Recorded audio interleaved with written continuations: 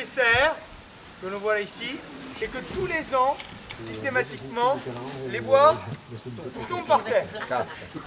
Quand ils ont perdu leur bois, on appelle ça des mulets. Puisque le bois, une fois tombé, s'appelle une mue. Le nombre de pointes qu'ils vont acquérir lors de la repousse n'est dû qu'à une seule chose, c'est ce qu'ils mangent. Plus ils mangent, plus le bois est grand. Moins ils mangent, plus le bois est petit. Il est gourmand celui-là là-bas. Hein. Ouais, il y en a, ils mangent beaucoup. Hein.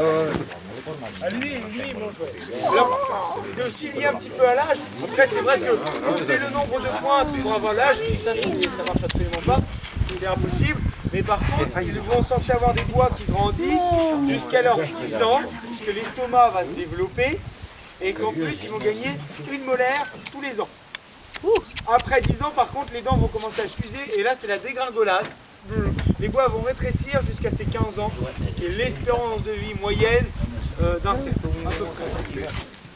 Donc, ces bois sont très importants. Pourquoi? Parce que plus le cerf a des grands bois, plus les filles font... Moi, chez l'homme c'est pareil, mais c'est pas les bois. Moi je vais pas faire grand chose. Nous c'est pareil, sauf que ça tombe tous les ans, nous ça garde. Hein. Bah, ça dépend, si c'est des cornes, c'est moins pratique. Nous on cumule, nous, hein, au fur et à mesure. Hein. Alors, Qui est beau c'est très important d'avoir des grands bois. Moi par exemple, j'aurais 0 femelle, vu la taille de mes bois. Mais lui il en aurait plein, puisque un cerf en moyenne, c'est une moyenne de 30 femelles par cerf. Un mâle, 30 biches. Quand même, hein. Et c'est incroyable le fait. C'est qu'il va emmener ses femelles 30 tous les soirs au restaurant. Durant une période des amours qui durent 21 jours. Il emmène les 30 tous les soirs au restaurant. Bien sûr, il paye directement en liquide. Et après, les bourses sont vides, bien évidemment, en même temps. Alors, c'est un mâle, 30 femelles, 21 jours, 630 opérations et il perd jusqu'à un tiers de son poids. Messieurs, si vous cherchez un régime sympathique, sans trop de contraintes, ça marche sur lui, ça doit marcher sur nous. Hein. Vous vous enfermez 21 jours, vous allez voir le résultat. Alors, 2 kilos, à peu près 7 jours, pleine ordonnance en sortant. Exactement. Alors les femelles, ce qui est problématique, c'est qu'ici vous comprenez bien que les mâles ne vont pas tous avoir 30 femelles. Donc il va y avoir les plus beaux qui vont en avoir 30 et après les autres, 0, rien. Ils font un club de célibataires à côté et eux ils n'ont droit que de regarder. La frustration est telle qu'ils vont aller jouer au jeu d'aller piquer des femelles à ceux qui en ont plein. Et donc c'est assez intéressant durant la période de brame où il y a vraiment des cercles qui sont dessinés avec les 30 femelles, avec leurs mâles.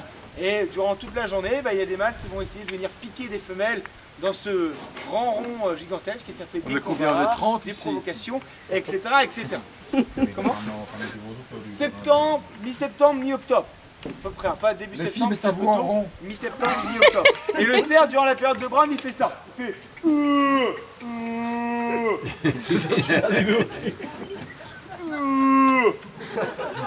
Et quand il court derrière les filles, il fait... Alors pourquoi, je sais pas. Non, en tout cas, il fait ça comme ça. Nous, ça marche pas. Hein. Faut essayer, hein. Faut essayer dans la chambre le soir. Pas sûr que madame apprécie. Le petit cerf là, il est vraiment... Alors, on enregistre. on pense souvent que c'est un animal qui est joli, qui est raffiné, qui est esthétique, beau. Malheureusement, c'est loin d'être le cas. Une biche a un poil qui est creux comme une aiguille. On appelle ça un poil tubulaire. C'est-à-dire que vous allez brosser dans le sens du poil, ça va être rêche, et à contresens du poil, ça va vous piquer. Ce poil est creux et donc raide et il est propice à tout le parasitisme de nos régions. Puces, tiques, poux, elles en sont remplies sous les aisselles, haleines, ça grouille de partout. Absolument, absolument partout. Le pire, c'est qu'elle surine en permanence dessus. Dès qu'elle le peut, elle rabaisse la queue et se barbouille. Alors ça rentre dans les poils creux, avec l'humidité ça ressort, ça fait de la crème qui est absolument nauséabonde. Et donc plus elle pue, plus elle se trouve belle. Partons, partons. Mais sur le cerf, plus. Et pour finir, c'est l'animal le plus débile de notre planète chez les mammifères, ça comprend rien. Il n'y a pas plus, il n'y a pas plus, il n'y a pas Si, plus. il y a. Là-dedans, 0, 0. Rien. Ça comprend rien. Impossible. Vous pouvez les tuer dans le champ, hein. Elle comprendrait même pas que ça peut être à côté et passer de l'au-delà. Vous en tuez 39, il y a une 40e, à aucun moment la 40e elle se dit faut que je me sauve. Hein. Elle reste un peu en milieu. Donc c'est moche, ça pue, c'est bête, et nous on appelle nos femmes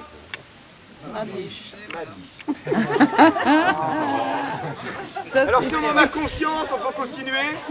Si on ne le savait pas et qu'on veut s'arrêter, c'est le moment. Hein. Donc malheureusement, ouais, c'est pas top la biche. Hein. L'Aden à côté c'est mieux. C'est avec